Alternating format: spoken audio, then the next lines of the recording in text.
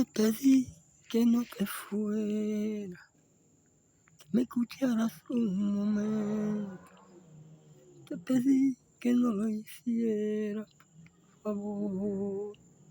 Tú jamás me escuchaste.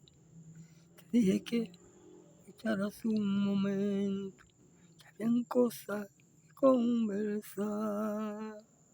Te pedí que no te fueras, que si te llevaba contigo, te llevabas todo mi interior, todo mi sentimiento, todo mi corazón, llevaba contigo. Te pedí que no te fueras, porque te destrozaba mi alma. Si tú no estabas en mis manos, era todo fracaso.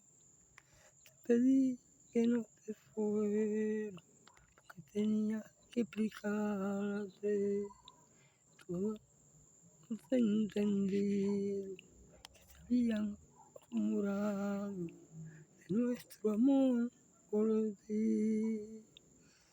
No entendiste nada, me dejaste sin darme una explicación.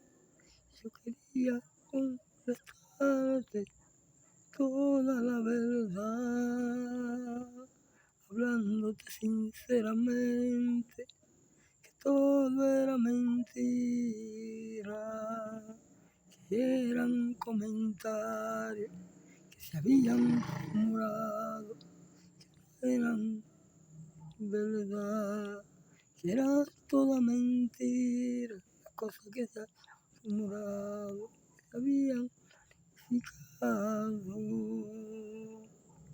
Tú no quisiste entender y te fuiste sin darme explicación, llevándote contigo todo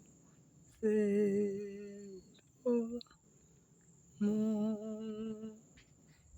Te pedí que no te fueras, que me escucharas un momento, que sin ti corazón destrozado, que eran toda mentira, que era toda verdad, todo lo que se había murado.